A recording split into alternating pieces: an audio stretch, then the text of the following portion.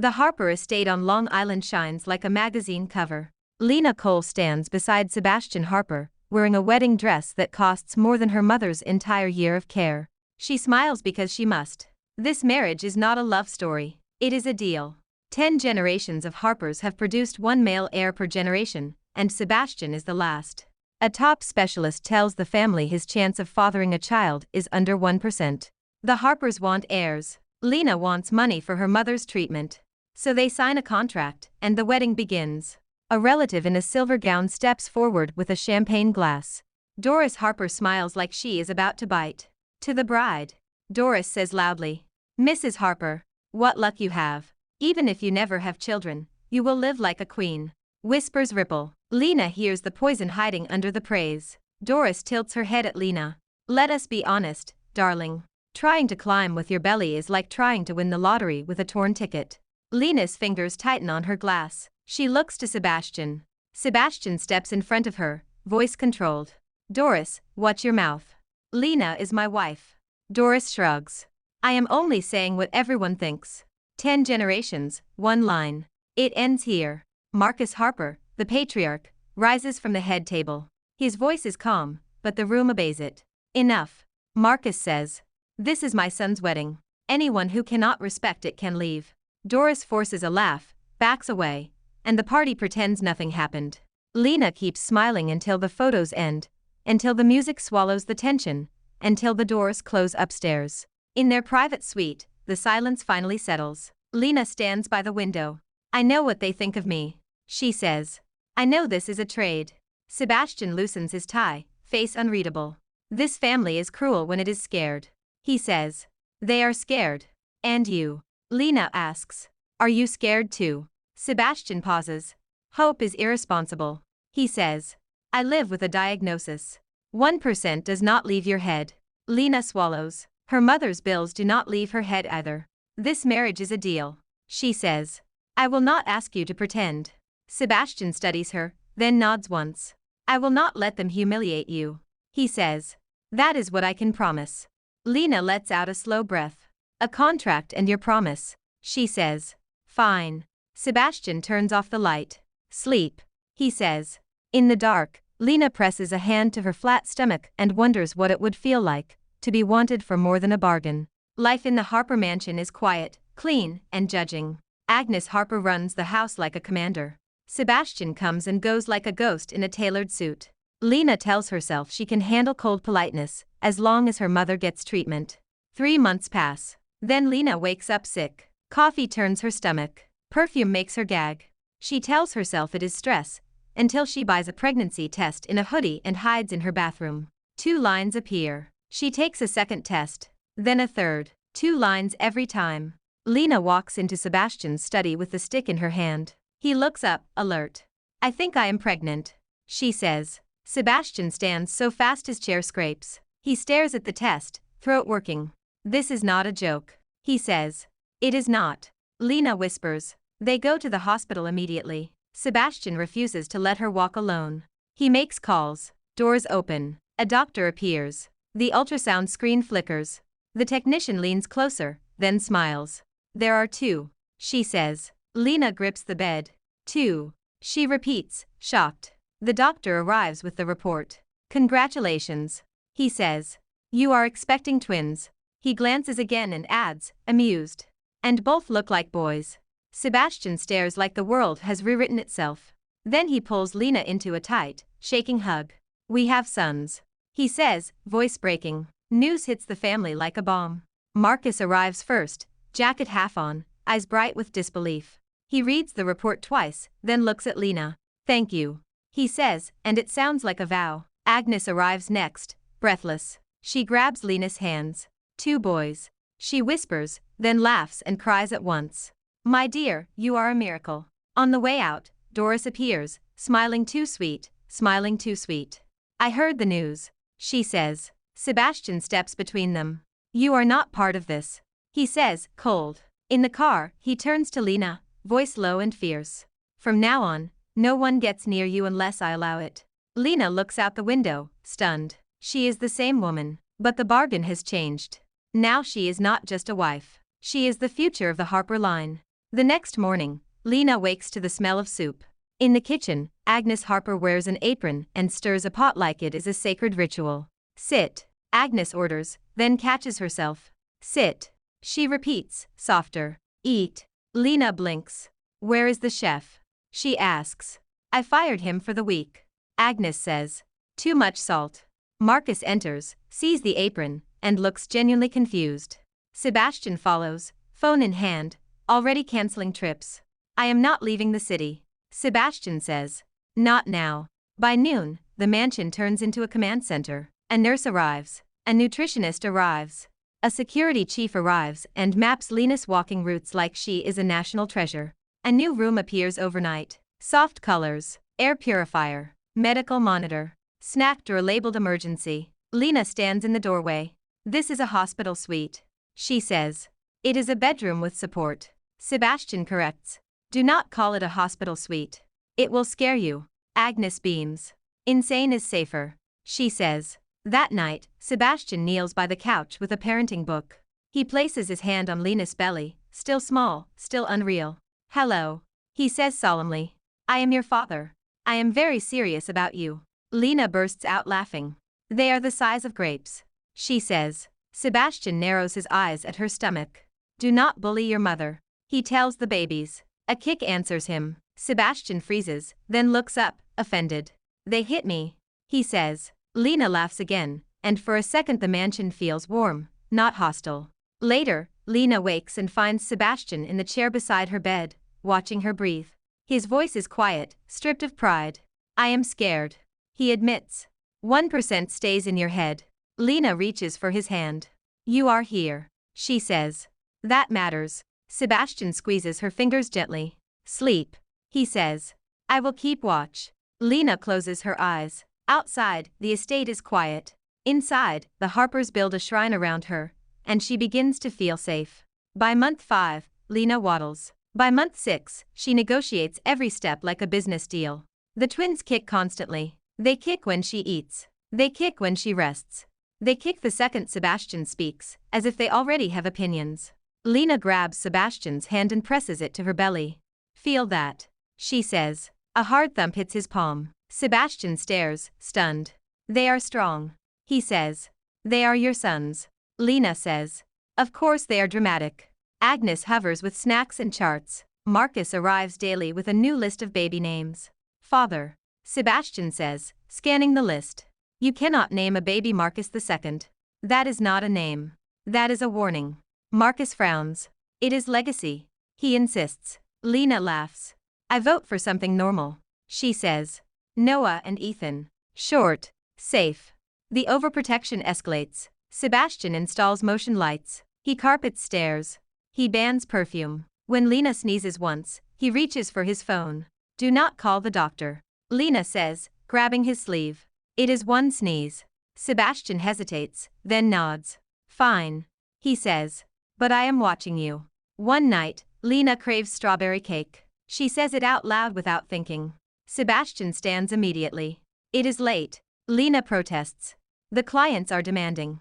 He says, pointing at her belly. I will negotiate. 2 hours later, he returns with an absurd pile of cakes, every strawberry option he can find. He looks proud and slightly unhinged. I did not know which one you meant. He says. Lena laughs until her ribs ache. You are insane. She says. Sebastian looks serious. I learned from the 1%. He says. I will not lose again. The twins kick like they agree. Sebastian glares at the belly. No violence. He tells them. Lena rests her hand on his shoulder. They do not listen to you. She says. They get that from you. Sebastian meets her eyes and smiles, small and real. Inside this ridiculous house, Lena is no longer decorative. She is wanted. She is protected. She is laughing. Doris Harper returns like a bad habit. She brings gifts. She brings apologies. She brings a smile that never reaches her eyes. In the garden, she sits too close to Lena and lowers her voice. People talk. Doris says. They say terrible things. They say the twins might not be Sebastian's. The words land like a slap. Lena stands, steady despite the weight of her belly. Do you want something? She asks. Money. Attention. A place in this house. Say it. Doris' smile tightens. How rude, she says. You are here because of a contract. Do not forget that. Lena meets her gaze. And you are here because you are desperate, she says. Do not forget that. That evening, Lena tells Sebastian. His face goes blank, then cold. He walks straight into the main hall, where Doris is laughing with Agnes and Marcus. He does not greet her. He holds up his phone and presses play. Doris' own voice fills the room, sweet and poisonous. Agnes gasps. Marcus stands, eyes hard. Doris stammers. I was protecting the family, she says. Sebastian steps closer. You are attacking my family, he says. Marcus points to the door. Lena is the mother of my grandsons, he says. That makes her family. You are not welcome here anymore. Agnes shakes with anger. You tried to poison my daughter's heart, she says. Get out. Doris' mask cracks. You worship her belly. She spits, then storms out. The doors close. Silence follows. Agnes hugs Lena, awkward but sincere. I am sorry, she whispers. I will not doubt you again. Marcus clears his throat. Tomorrow we set up the trust, he says. For the boys. And for Lena. No conditions. Sebastian turns to Lena, voice soft.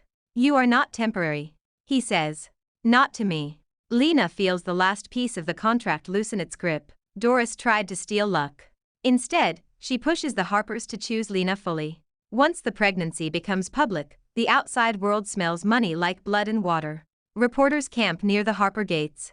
A drone buzzes over the trees until security takes it down. Every photo of Lena walking to a doctor's appointment becomes a headline. Sebastian hates it.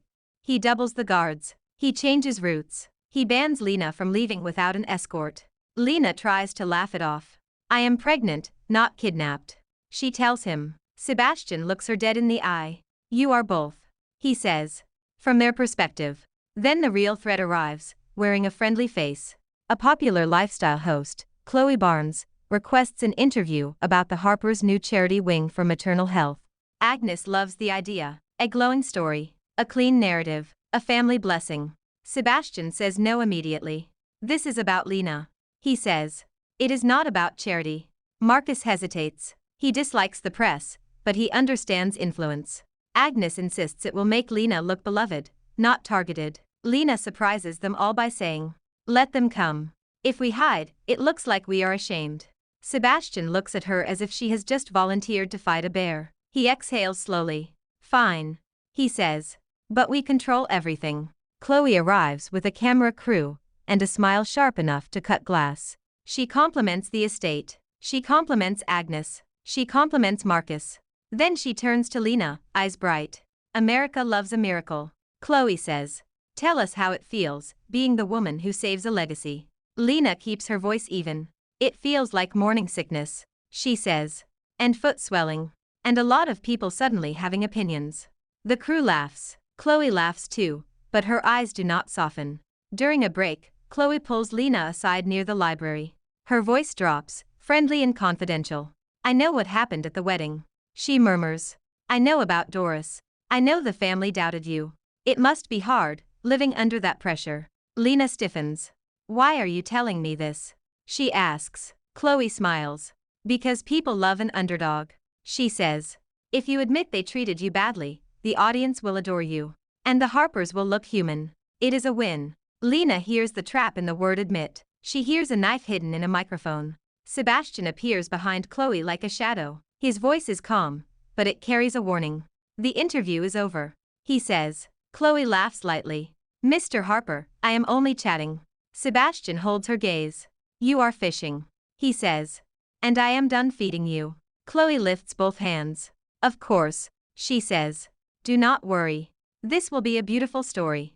The crew leaves. The gates close. Lena tries to breathe again. That night, the story airs anyway. The segment begins sweet. Then it turns. Clips are spliced. Questions are cut. Chloe's narration becomes syrupy and cruel. She calls Lena a lucky charm. She calls the Harpers desperate. She mentions rumors, carefully, without naming Doris. She implies Lena knew exactly what she was doing. When she married into a family with an heir crisis, Agnes watches in horror. Marcus turns the television off mid-sentence. Sebastian does not move. His face is a blank wall. Lena feels sick, and not from pregnancy. They did it anyway. she whispers. Sebastian finally speaks. His voice is low. They wanted a scandal, he says. They will not get one. The next morning, the Harper legal team issues a statement. The Harper PR team releases full footage of the interview. Chloe Barnes looks like a manipulator on her own raw tape. Sponsors pull out. The segment is quietly removed from the host's page. But Lena learns something important. The Harpers can protect her from relatives. They can protect her from some strangers. They cannot protect her from the world wanting to turn her life into entertainment. Sebastian sits beside her on the couch, hand on her belly, eyes focused. I am sorry, he says. Lena looks at him. It is not your fault, she says. Sebastian shakes his head. It is my name, he says. It is my world. And it is on me to make sure it does not crush you. Lena rests her hand over his. Then do not let it, she says. Not us. Not them. Sebastian nods. Not us. He repeats. Never us. Agnes insists on a baby shower. Not a small one. Not a tasteful one. A Harper-level event that could be mistaken for an awards show. Lena tries to refuse. I do not need anything, she says. 2 cribs, diapers, that is it. Agnes gasps like Lena has insulted her religion. Absolutely not. Agnes says. This is my first time being a grandmother. I will do it properly. Marcus pretends he does not care, then approves the budget without blinking. Sebastian tries to shut it down, fails, then takes control like he always does.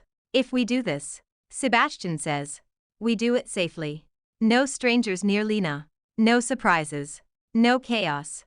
Agnes smiles. Of course, she says, then immediately plans chaos in gold wrapping paper. The day of the shower, the estate lawn is transformed. White tents, blue ribbons, a balloon arch taller than the front door, a dessert table that could feed a small city. Lena sits in a throne-like chair, because Agnes insists. Sebastian stands behind her like a bodyguard, because Sebastian insists. Guests arrive in waves. Friends of Agnes, business partners of Marcus, charity board members, a few cousins who suddenly remember Lena's name. Then Doris tries to enter. Security stops her at the gate. Doris argues, loud and offended. I am family, she shouts. Sebastian steps outside, calm and dangerous. You are not invited, he says. Doris points toward the tents. There are cameras, she says. Do you want me to tell them why you banned me?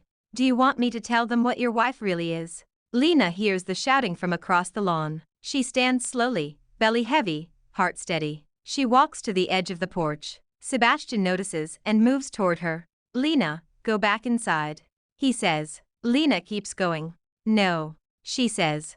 This ends now. Doris sees Lena and smiles, triumphant. Look at you, she says. Queen for a day. You think this makes you one of us. Lena stops at the top step. She looks down at Doris, and the height feels symbolic.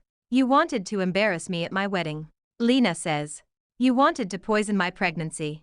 You tried rumors, and you tried charm. Now you are trying fear. Doris scoffs. I am warning you, she snaps. A woman like you does not last here. Lena laughs once, sharp. I already lasted, she says. You are the one outside the gate. Sebastian watches, stunned, then quietly proud. Lena raises her voice just enough for the nearest guests to hear. Doris Harper is not welcome here, she says. She spread lies about my children. She attacked this family when it suited her. And she does not get to touch my peace. Agnes appears behind Lena, face pale with fury. She points at the gate. Remove her, Agnes says to security. And do it fast. Doris screams. This family is insane, she yells. You all worship her. Marcus steps outside, voice like iron. We protect what matters, he says. And you do not. Security escorts Doris away. The gate closes. The lawn exhales. Agnes turns to Lena and cups her face gently. My dear, she says, voice shaking. You did not have to do that. Lena smiles. I did, she says. I am tired of being quiet. Sebastian takes her hand and squeezes. You were perfect, he murmurs. The party continues, but the tone changes. The guests who came for gossip find none. The guests who came for spectacle get a different show, a family defending its own. Then the gifts begin. Cribs arrive that cost more than cars. Tiny suits and tiny sneakers. A trust fund announcement, framed like art. Someone gives Lena a diamond bracelet. For good luck. And Agnes rolls her eyes. We do not need luck. Agnes says. We have Lena. Lena laughs, embarrassed. Sebastian leans in. We still take the bracelet.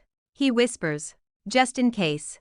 Later, when the guests leave and the lights dim, Lena sits with her feet up and breathes.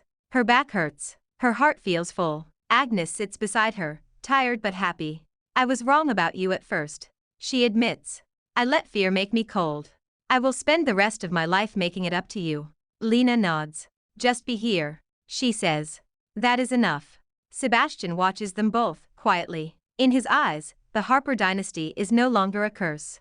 It is a messy, stubborn, loving family, learning how to hold on. At 33 weeks, Lena wakes with a sharp pain and a wet rush of fear. She sits up, heart racing. Her sheet is damp, her stomach tightens. Sebastian is beside her in seconds, already awake. What is it? He asks, voice tight. Lena swallows hard. I do not know, she says. But something is wrong. The mansion erupts into motion. The nurse calls the hospital. Security clears the driveway. Agnes appears in a robe, hair unbrushed, eyes wide. Marcus appears fully dressed, as if he never sleeps. In the car, Lena grips Sebastian's hand. He stares at the road like he can force it to behave. Talk to me, he says, voice shaking. Tell me what you feel. Lena tries to breathe. Pressure, she says. Cramping. I am scared. Sebastian squeezes her hand so hard it almost hurts. I am right here, he says. You are not doing this alone. At the hospital, doctors swarm, monitors beep. An ultrasound confirms the truth. The twins are fine, hearts strong. The fluid is not catastrophic. It is a small leak, an early warning, a reason to take rest seriously. The doctor looks at Lena and Sebastian. You are lucky, he says. But do not test it. Bed rest.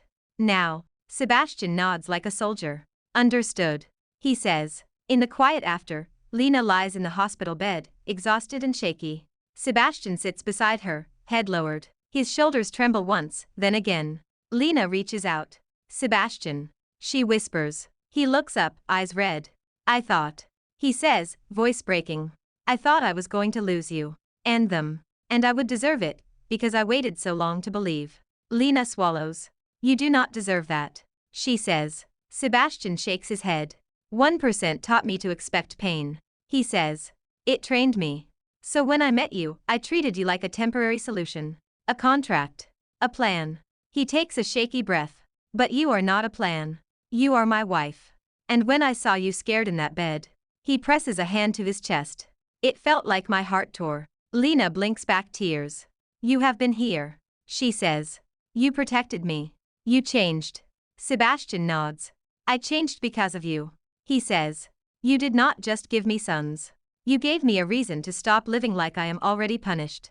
Lena reaches for his face and pulls him close, careful and gentle. Then stop punishing yourself, she says. Be here.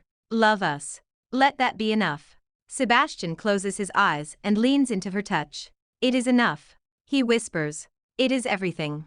They return to the estate with strict rules. Bed rest. No stairs. No stress. Agnes enforces it like a drill sergeant. Marcus cancels meetings. Sebastian moves a desk into Lena's room and works beside her, refusing to leave. The scare fades. The babies keep growing. The days become slow and precious. And Lena realizes that sometimes love arrives in a panic, then stays in the quiet after. The final month is heavy and bright and exhausting. Lena is all belly. The twins roll and jab like they are redecorating. Sebastian becomes a full-time guardian. He times contractions in practice runs. He learns breathing exercises. He packs the hospital bag twice, then checks it again. The day labor starts. Lena is eating toast. She pauses, frowning. I think this is it, she says. Sebastian goes pale. He grabs the bag. He grabs her hand. He gets her to the car like he is carrying the future, because he is. At the hospital, everything moves fast. Lena grips Sebastian's hand and tells him to stop looking so terrified. He nods at everything. He does not let go. Pain rises. Then it breaks. A cry slices through the room. Alive. Angry. Perfect. A boy. The doctor says. Healthy. Another push. Another cry. Slightly higher. Equally furious. Second boy. The doctor says. Healthy. Sebastian covers his face and cries without shame. Lena shakes with relief, tears falling, laughing through exhaustion.